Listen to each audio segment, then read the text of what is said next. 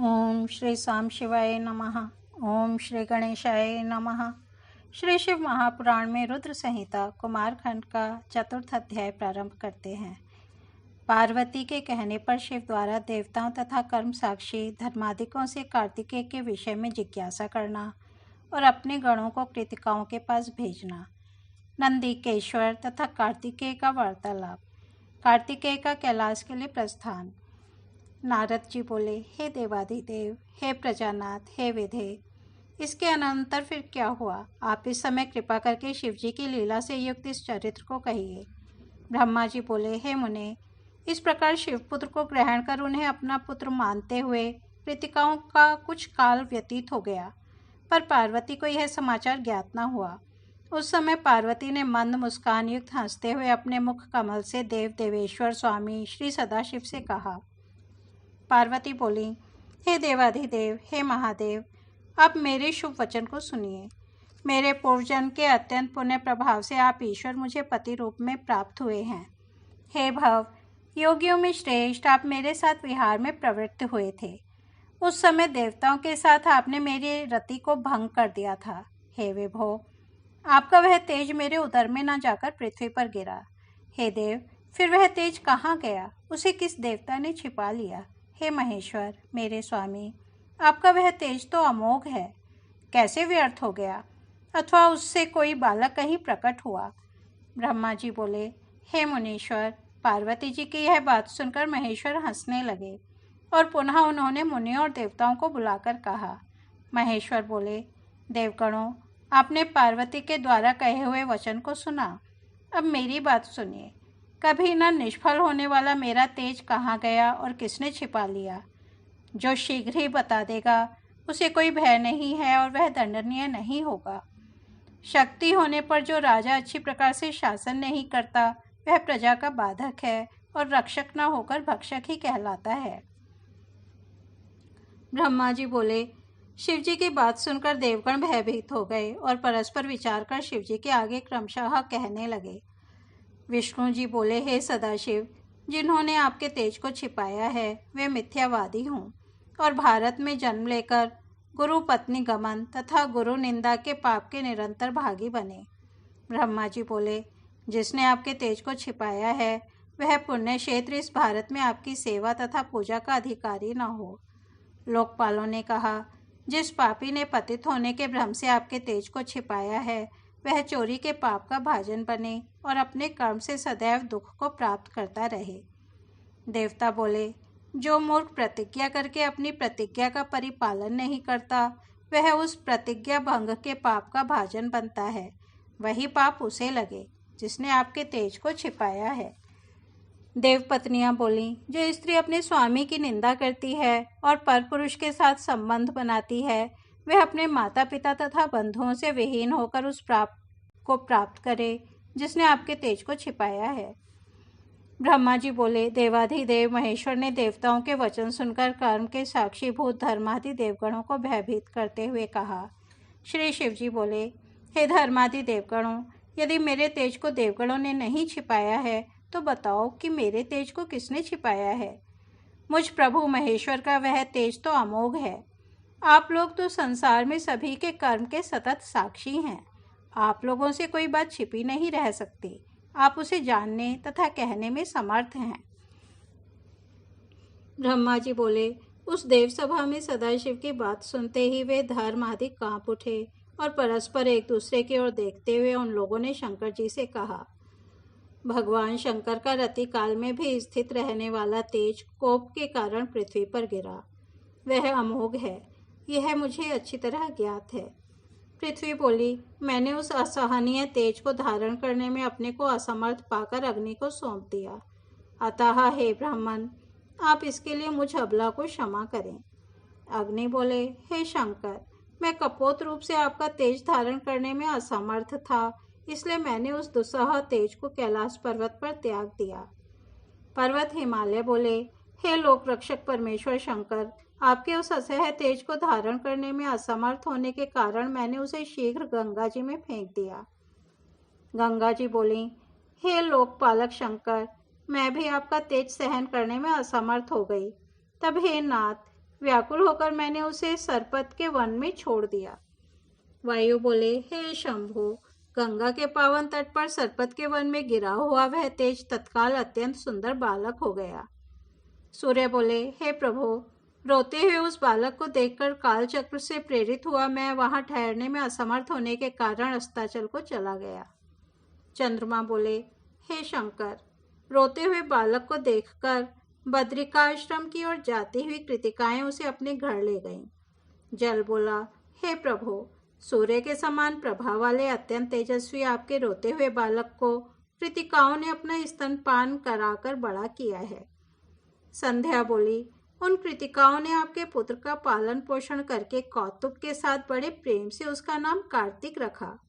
रात्रि बोली, वे कृतिकाएं प्राणों से भी अधिक प्रिय उस बालक को अपने नेत्रों से कभी ओझल नहीं करती हैं। जो पोषण करने वाला होता है उसी का वह पोष्य पुत्र होता है। दिन बोला, पृथ्वी पर प्रशंसा के योग्य जितने श्रेष्ठ वस्त्र एवं आभूषण हैं उन्हें वे पहनाती हैं और स्वादिष्ट भोजन कराती हैं।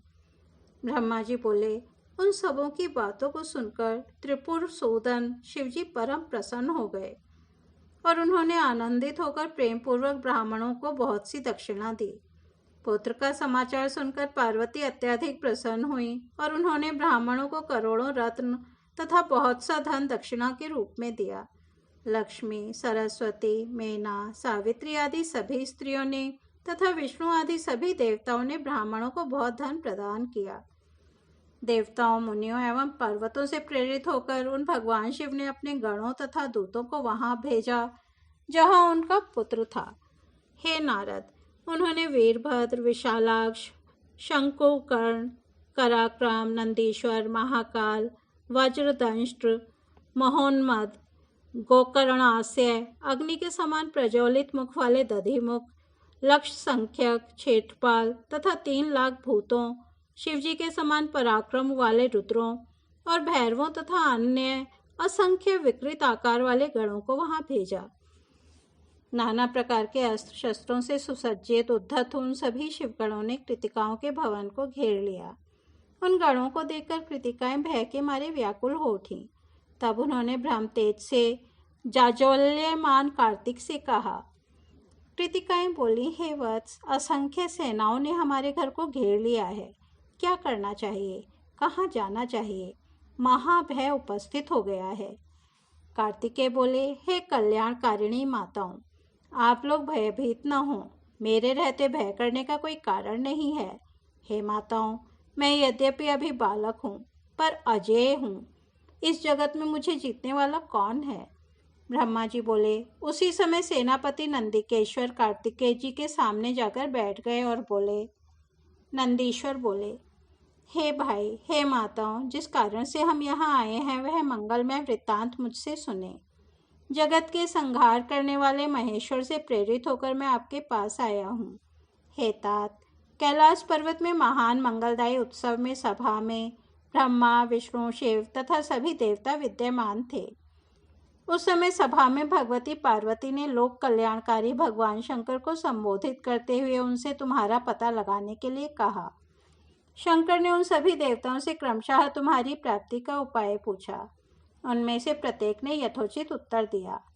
उसके बाद धर्म एवं अधर्म के तथा कर्म के साक्षीभूत सभी धर्मादि देवताओं ने भगवान शंकर को कृतिकाओं के घर में तुम्हारा विराजमान होना बताया। पूर्व काल में शिव एवं पार्वती का एकांत स्थान में विहार होता रहा। फिर देवताओं के द्वारा अवलोकन करने पर उन शिवजी का तेज पृथ्वी पर गिर गया। भूमि ने उसे अग्नि में, अग्नि ने गिरिराज हिमालय में और हिमालय ने उसे गंगा में फेंक दिया। उसके बाद गंगा ने अपनी तरंगों से उसे शीघ्रतापूर्वक सरपत के वन में फेंक दिया। उस तेज से देवताओं का कार्य करने के लिए समर्थ तुम उत्पन्न हुए हो। कृतिकाओं ने तुम्हें वहां प्राप्त किया, अतः इस समय तुम पृथ्वी पर चलो। भगवान शंकर देवगणों के सहित तुम्हारा अभिषेक करेंगे। तुम संपूर्ण शस्त्रास्त्र प्राप्त करोगे और तारक नामक असुर का वध करोगे। तुम विश्व के संहर्ता शिवाजी के पुत्र हो। ये कृतिकाएं आपको पुत्र के रूप में प्राप्त करने में उसी प्रकार असमर्थ हैं जैसे सूखा हुआ वृक्ष अपनी कोटर में अग्नि को छिपाने में समर्थ नहीं होता। तुम सारे संसार में प्रकाशित हो। इन कृतिकाओं के घर में रहने से तुम्हारी शोभा उसी प्रकार नहीं है जिससे द्विजराज चंद्रमा कूप के अंदर रहकर प्रकाशित नहीं होता। जैसे मनुष्य के तेज से सूर्य के तेज को छिपाया नहीं जा सकता, उसी प्रकार जैसे तुम प्रकाश कर रहे हो उसे हम लोगों का तेज छिपा नहीं सकता। हे शंभुपुत्र, तुम अन्य कोई उत्पन्न नहीं हुए हो, सारे संसार को व्याप्त कर स्थित रखने वाले विष्णु ही हो।